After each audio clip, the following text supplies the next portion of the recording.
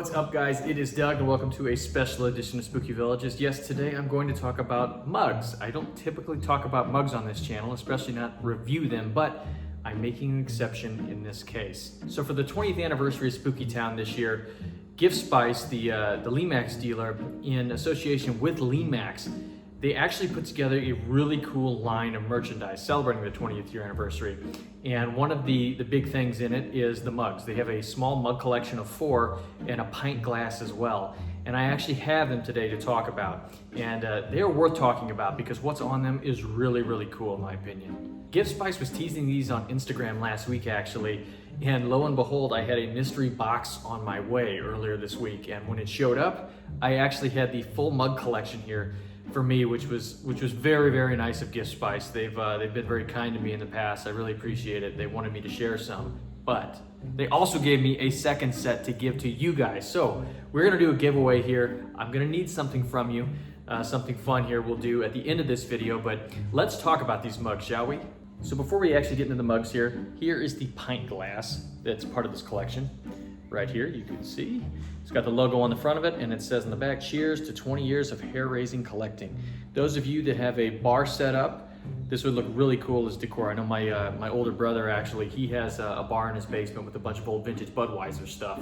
And this would look great if you have, especially if a Halloween themed bar or in a curio cabinet or something, or if you just want to have a cold one out of it. It looks pretty cool. The mugs though, these mugs are amazing. And before I get into them, I should say that I actually have talked about mugs on this channel before. Some of my most popular videos actually have nothing to do with spooky villaging at all. They have to do with some Cracker Barrel hauls. I love to go to Cracker Barrel when they launch their Halloween stuff. And some of you have asked why I haven't done that recently. The last 2 years, I have not been very impressed with their collection. It's been a bunch of rehash stuff. So there's the answer to that question. I hope to go back there if they even have Halloween stuff out this year. But I have a good collection, a good size collection of their Halloween mugs. I actually, every day I drink my coffee out of my Frankenstein mug that they have. I have most of their character Halloween mugs. And I also collect some other ones that people have given me over the years that I found out at grocery stores. I've got some cool pumpkin gourd ones. Really anything Halloween, I love mugs. So when I saw these, I kind of freaked out. So we'll start here with the first one in this collection. And as I talk about this here, I'm also gonna flash up the art. Gift Spice has the high resolution art on their website. So it's you can see it better than me just pointing at it and talking about it here. So this is the first one, and this one has the Halloween Village, the original concept art, which is really cool. This is the concept art for the initial concept of Spooky Town. You have to remember that, 20 years ago, Christmas villages were the big thing. Halloween villages really weren't much of a thing. There were some one-off pieces that I've seen some of the companies do before them, but there wasn't like a major line, at least that I've seen. It was right around 2000 when everybody started to get going on this. And still, I think it's interesting to know that while we love Halloween villages, numbers-wise, they actually do much less in sales, at least from what I understand, than all the Christmas village pieces, which is just interesting because in this part of the online universe, I live for the Halloween village stuff. The Christmas stuff is cool. I have a small collection of it, but I love Halloween. So it's just interesting to know that whenever this was really coming on and they were going to launch this, I'm sure it wasn't really known if it would be a success or not because Christmas villages were the big thing and Halloween was sort of unproven, I suppose, at that time for villages. But you can see here they've got some of the OG buildings, Haunted House #1, the Dragon's Breath costume shop, the Pumpkin Patch, Dr. Tingle's laboratory. I have a Dr. Tingle's laboratory. I've never talked about it on camera because I don't have a power supply that works with it. But Dr. Tingle's is really cool. There's this old mortuary, graveyard.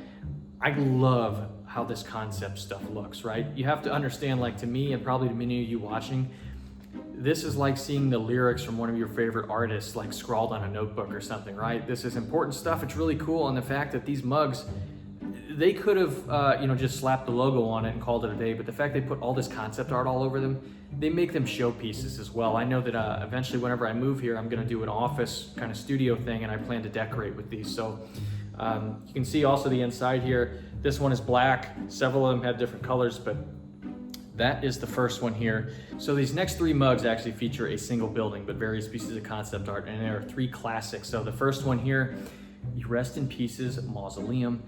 This is the building that I have never got to own, sadly. It is at the top of the list. Last year I wound up with an Octo Squeeze. I'd always wanted one of those.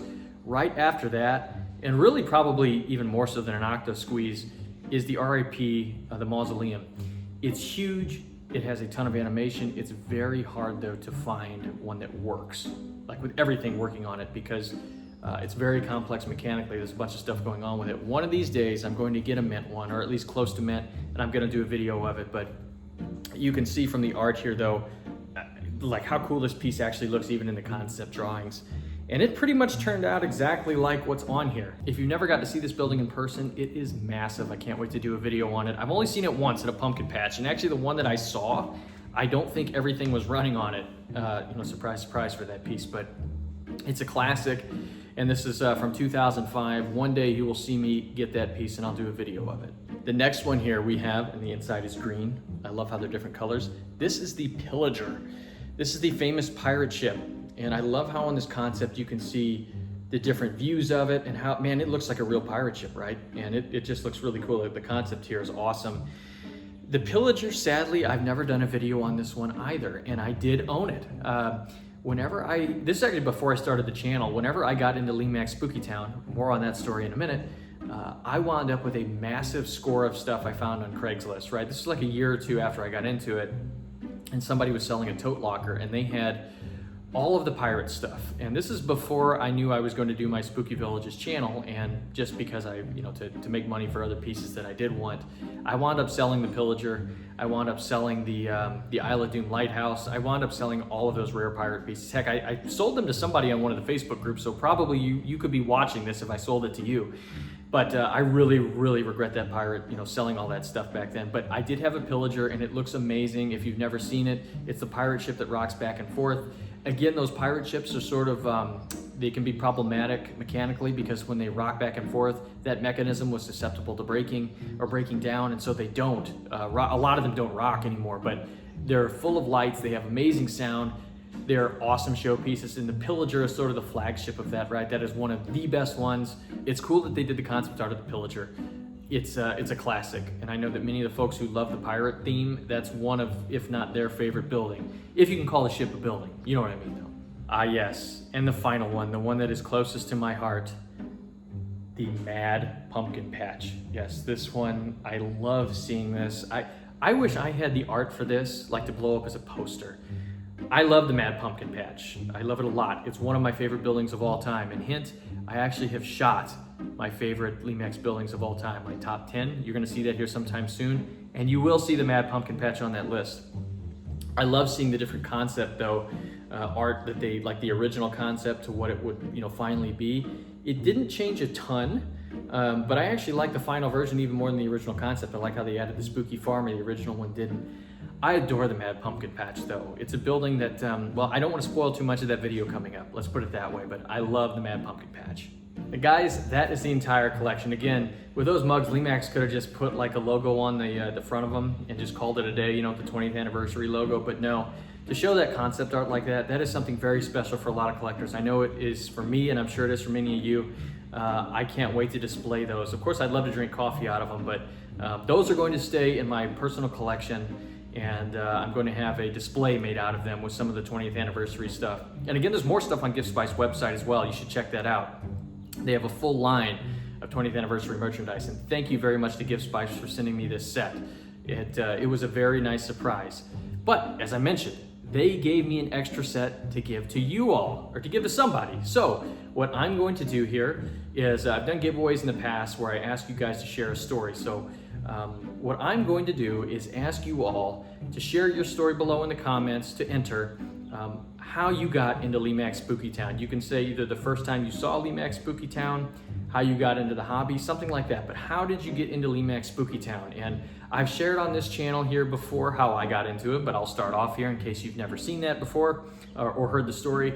I actually got into Lemax Spooky Town because years ago, I remember going into a Michael's store, I don't even know when, and I saw the buildings, and this would have been in the 2000s at some point, and like mid to late 2000s, and I remember thinking they looked amazing, but I kind of just, at the time I was in college and everything, and I don't know, I had other things going on, right? So I didn't get anything, but as a lover of Halloween and miniatures, scale modeling, I absolutely fell in love with them. I thought they were great.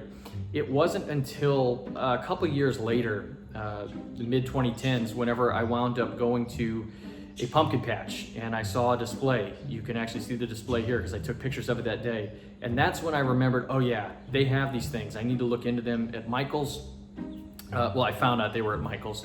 I started looking into Halloween villaging and found all the vendors that sell them and the kind of community around them. But because of that pumpkin patch is when I saw it, and that's when I decided that year to go to Michael's and get involved with Spooky Town. And the first piece though that I ever ordered was the Dr. Stretch and Pull Torture Factory.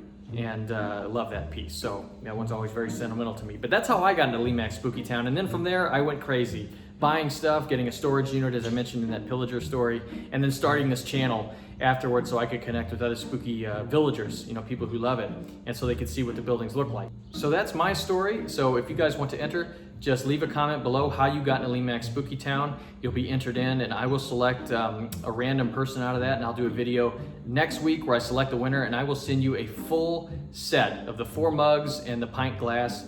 I will send that to you. Again, that is courtesy of Gift Spice. Big thank you to Gift Spice for helping with this, and Lemax for wanting to do this giveaway, and of course for giving me a set. That's very special that they thought of me to do that.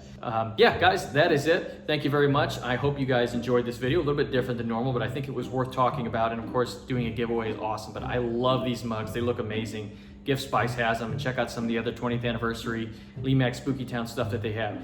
Thank you guys for watching. I'll see you guys very soon.